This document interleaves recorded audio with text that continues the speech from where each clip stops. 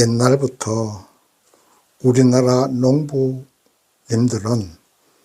음력에서 표시되는 24절기를 보고 농사를 지었습니다. 정월 대보름이 지나고 입춘이 지나면 농사 준비를 하고 청명이 되면 파종을 시작합니다. 이러한 때를 놓치고 너무 늦게 파종하거나 아니면 너무 일찍 파종을 하면 곡식이 발아한다 해도 동해를 입어서 곡식이 제대로 자라지 못합니다. 그리고 너무 늦게 파종하면 풍성한 수확을 할 수가 없습니다. 그래서 모든 것은 때가 있는 것입니다. 씨를 뿌릴 때가 있고 수확할 때가 있는 것입니다. 오늘 본문 고린도후서 9장은 바울이 고린도 교인들에게 예루살렘 교회 교인들을 돕기 위한 헌금을 미리 준비하라고 부탁하는 내용입니다. 오늘 본문을 공부하시면서 하나님은 오늘날도 우리 모든 성도님들에게 각자 적당한 때를 주시고 하나님이 주신 적당한 때에 맞추어서 행동하기를 원하십니다. 하나님이 우리에게 적당한 때를 주셨는데 잠을 자고 있거나 때도 안 됐는데 씨를 뿌리겠다고 하면 하나님을 앞서가는 것이 되고 결국 자기가 하나님 노릇하는 것이 됩니다. 그래서 우리는 적당한 때가 언제인가를 항상 깨어서 기도해야 됩니다. 오늘 우리가 먼저 생각해 볼 것은 바울이 말하는 적당한 때가 언제인가에 대해서 먼저 생각해 보겠습니다. 고린도 후서 9장 1절에서 4절까지 보면 바울은 성도를 섬기는 일, 즉 예루살렘 교회 교인들을 돕는 일은 너희에게 말할 필요가 없다고 했습니다.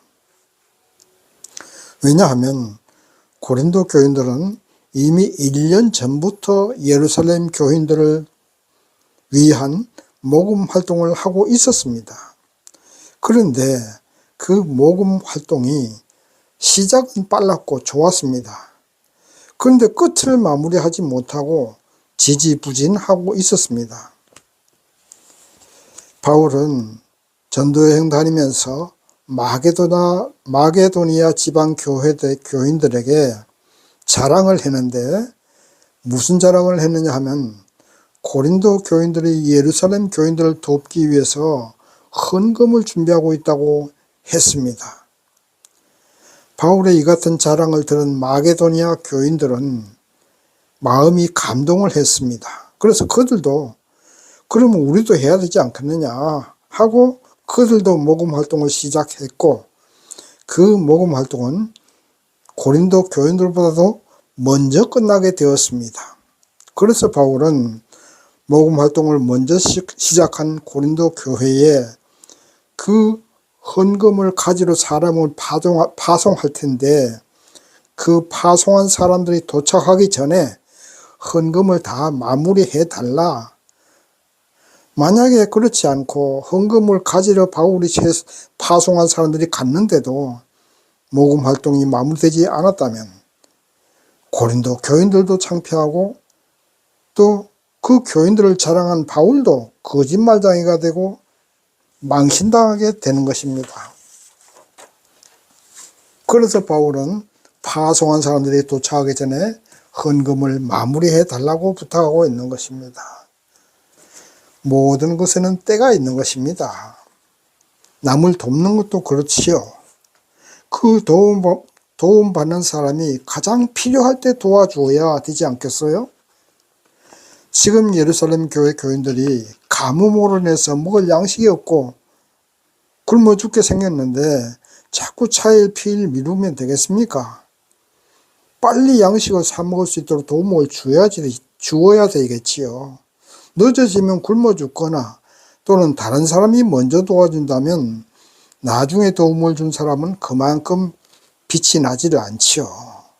그래서 바울은 헌금을 가지러 사람들이 가기 전에 모금 활동을 마무리해 달라고 하는 것입니다. 그래야만 고린도 교인들을 자랑했던 바울도 체면이 서고 또 고린도 교인들도 다른 교회의 모범이 되는 교회가 될 수 있기 때문입니다. 모든 것에는 때가 있습니다. 하나님이 주신 은혜도 때가 있고 하나님이 여러분에게 사명을 주시는 것도 때가 있습니다. 그 때를 분별하기 위해서는 항상 깨어서 기도하고 하나님과 영적으로 교제해야 알 수가 있습니다.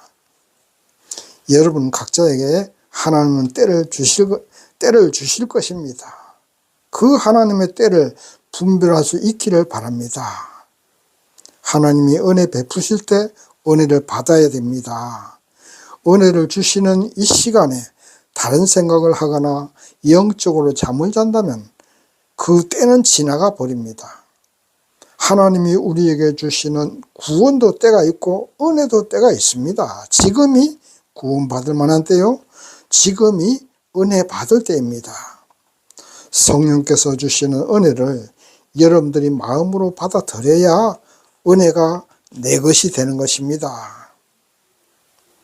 남을 돕는 것도 때가 있습니다. 지금 우리나라가 물질적으로 부유하고 잘 사는 것 같으나 여전히 굶주리는 사람도 있습니다. 먹고 살 양식이 없어서 스스로 자살을 하는 사람들이 지금도 있어요. 이런 일이 일어나는 것은 국가적으로 먼저 잘못한 것이 되지만 교회도 잘못이 큽니다.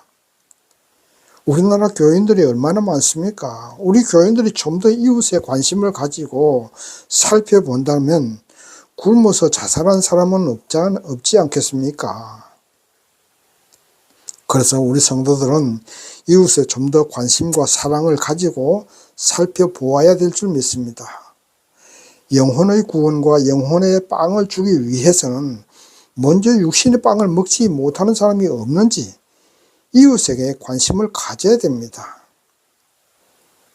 북한에서 자유를 찾아서 우리 대한민국으로 탈북해서 왔는데 목숨을 걸고 그야말로 사선을 넘어왔는데 어쩌다가 보니까 먹을 양식이 없어서 결국 자살하는 사건도 있었습니다.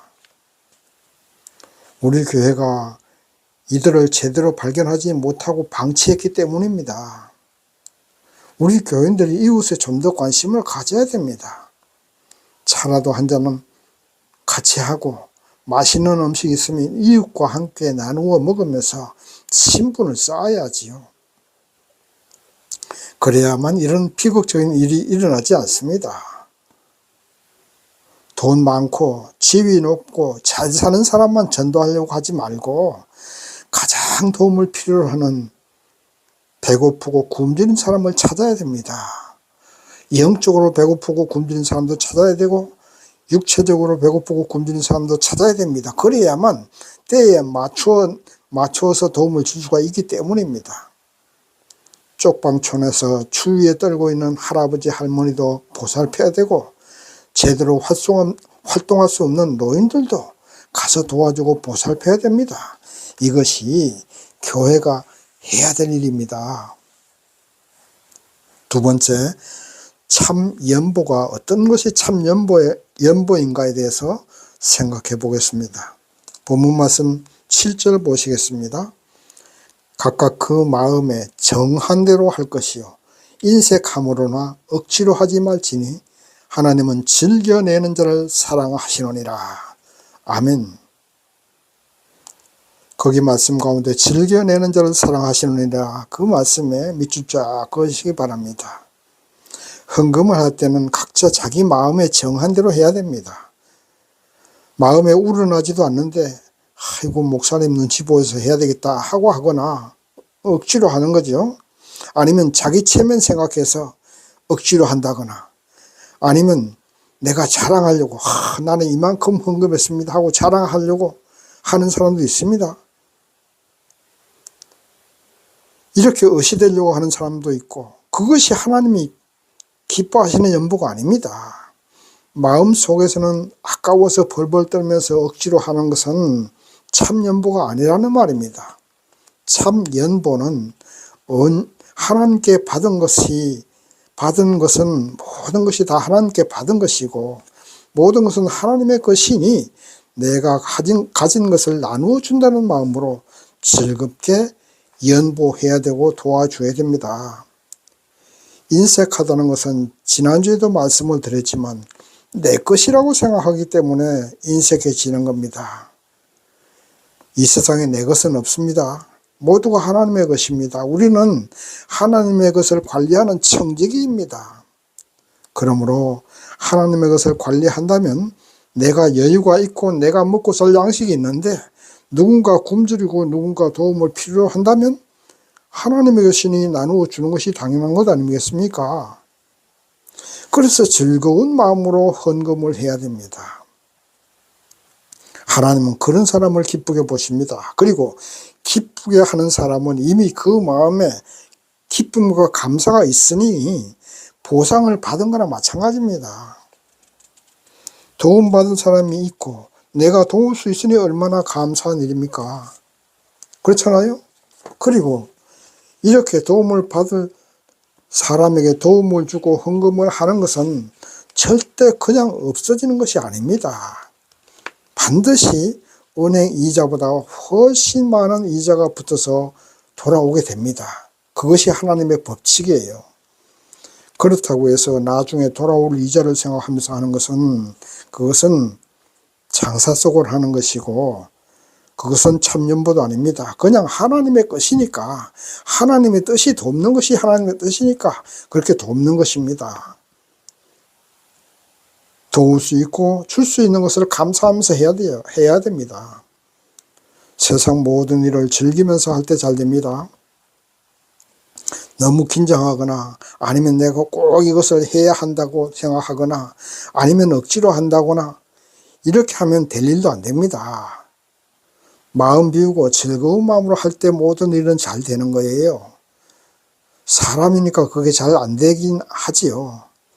운동 경기를 할 때도 그렇고 시험을 볼 때도 그렇고 꼭 이겨야 된다는 부담감을 가지고 또 꼭 시험에 합격해야 한다는 그 부담감이 있으면 자기 실력이 나오지 않습니다. 마음 비우고 즐거운 마음으로 할 때 자기 실력 이상의 결과가 나오는 것입니다. 그래서 하나님이 말씀하시기를 뭐라고 하셨습니까? 항상 기뻐하라, 쉬지 말고 기도하라, 범사에 감사하라. 이것이 그리스도 안에서 우리를 향한 하나님의 뜻이라고 했습니다.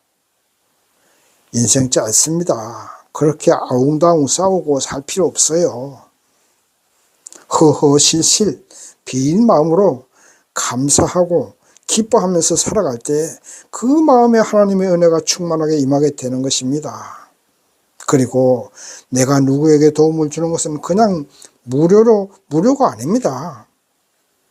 하나님은 30배, 60배, 100배의 계시를 돌려주셔요.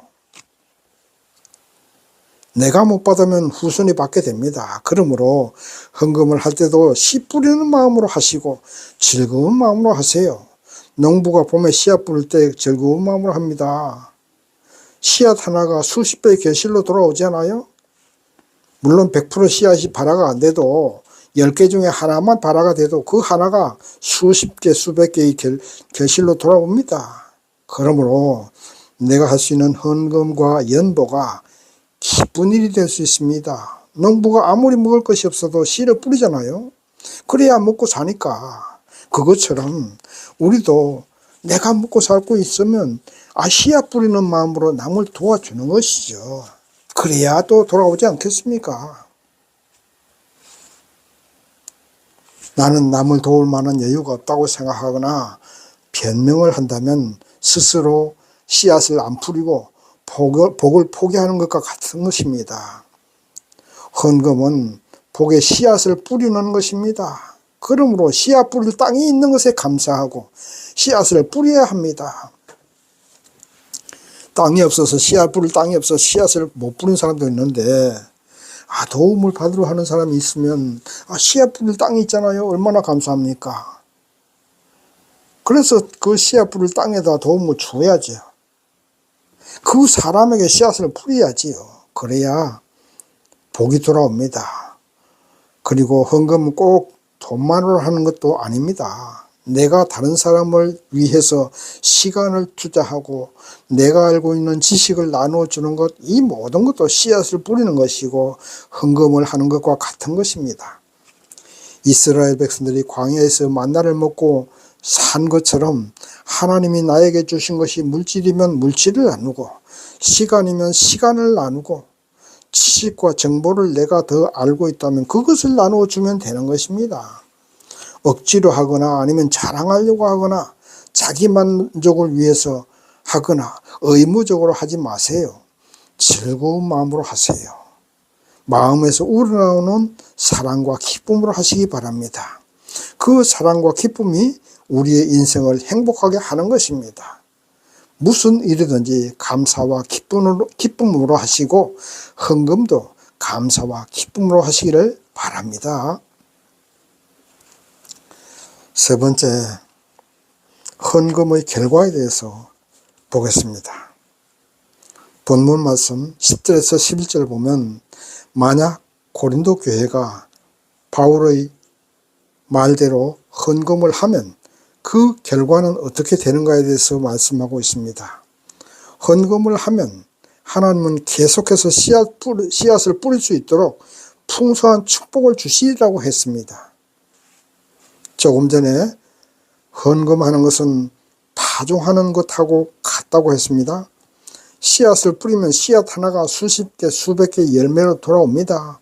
그것처럼 예루살렘 교회 교인들을 위해서 헌금을 하는 것은 씨앗을 뿌리는 것이고 그 파종이 풍성한 수확으로 돌아오도록 하나님이 복을 주신다는 것입니다. 내가 조금만 노력하면 풍성한 축복이 약속되어 있는데 왜 그 풍성한 축복을 외면하겠습니까? 여러분, 초대교회 집사를 뽑은 이유가 뭔지 아세요? 그 초대교회 집사를 뽑은 이유가 구제하고 이웃의 가난한 사람들 돌보고 하기 위해서 집사를 선출한 것입니다. 오늘날은 집사를 무슨 감투로 생각하고 또 어느 정도 시간이 지나면 집사 직분 주는 걸로 생각하지만 초대교회 집사는 그 사명이 분명했어요. 남을 돕고 이웃을 돕고 가난한 사람들을 섬기기 위해서 그 일을 하기 위해서 집사를 선출했던 것입니다.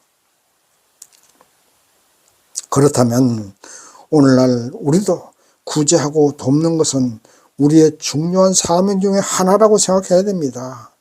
또 하나님께 복을 받을 수 있는 중요한 통로라고 깨달고 알고 있어야 됩니다. 복 달라고 하나님께 기도하셔야겠지만 그 복 받는 길을 하나님은 우리에게 이미 알려주셨습니다. 뭡니까? 씨앗을 뿌리는 것이죠. 씨앗을 뿌려야 복을 받지 않겠습니까? 도움을 필요로 하는 사람에게 씨앗을 뿌리세요. 그리하면 하나님의 풍성한 축복이 우리에게 돌아오게 되는 것입니다. 그 다음 헌금하면 어떤 결과가 유대인과 이방인과의 어떤 결과가 나왔는가? 고린도 교회들이 헌금을 하면 어떤 결과가 나오겠는가? 유대인과 이방인과의 관계가 회복이 되지요. 무슨 말이냐 하면 옛날이나 지금이나 유대인들은 선민의식이 아주 대단합니다. 자신들은 하나님께 선택받은 민족이라는 그 선민의식 때문에 이방인들을 무시하거나 차별하는 경향이 있습니다. 지금도 그래요. 그런데 이방인 교회 교인들이 예루살렘 교회 교인들 굶주린 사람들을 위해서 헌금을 해서 그 헌금으로 인해서 예루살렘 교회 교인들이 먹고 살게 됐다 이 말입니다. 그렇다면 예루살렘 교회 교인들이 유대인이라고 계속해서 이방인 교회 사람들을 무시할 수가 있겠습니까? 차별할 수가 있겠어요? 그들이 양심이 있다면 그래도 우리가 먹고 살게 된 것은 저 이방인들이 우리를 도와줬기 때문이구나 하고 깨닫게 될 것이고 그 결과 어떻게 되겠습니까? 유대인 교회와 이방인 교회, 유대인과 이방인들이 하나가 될 수 있는 지름길이 됐고 계기가 됐다 이 말입니다. 결국 어떻게 됐습니까? 몇 배 이방인과 유대인과의 관계가 좋아졌지요.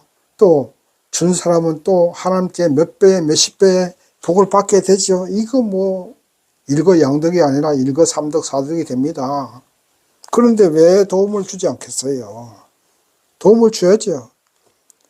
그러니까 도움을 준 사람은 하나님께서 풍성한 복을 받게 되고 이방인 교회와 예루살렘 교회가 하나가 될 수 있게 되었으니 얼마나 많은 복을 받게 된 것입니까? 그러니까 남을 돕는 것은 이자가 붙어도 엄청나게 붙는 것입니다. 말씀을 정리합니다. 세상에서 제일 겁나는 사람이 즐기면서 하는 사람입니다. 죽자고 대드는 사람도 겁나지만요, 즐기면서 하는 사람이 더 겁나는 사람이에요. 아무리 능력이 있고 머리가 좋아도 억지로 하거나 부담감을 가지고 하면요, 자신의 능력을 발휘하지 못합니다. 장사꾼의 즐거운 마음으로 박수치면서 골라 하는 사람하고 창피해서 고기를 들지 못하고 장사하는 사람하고 어떤 사람이 더 장사를 잘하겠습니까? 당연히 박수치면서 즐기는 사람이 더 잘하지요. 하나님의 일도 그렇고 남을 돕는 일도 그렇고 세상 일도 그렇고 헌금하는 것도 그렇습니다. 즐기면서 하세요. 즐거운 마음으로 하시기 바랍니다. 하나님의 것이니 하나님의 뜻대로 사용한다는 마음으로 하세요. 그리고 씨앗을 뿌리면 내가 이 풍성한 축복의 씨앗을 뿌린다는 마음으로 하시기 바랍니다. 그래서 하나님이 주시는 놀라운 축복을 받아 누릴 수 있는 저와 여러분 되시기를 주님의 이름으로 축원합니다. 아멘.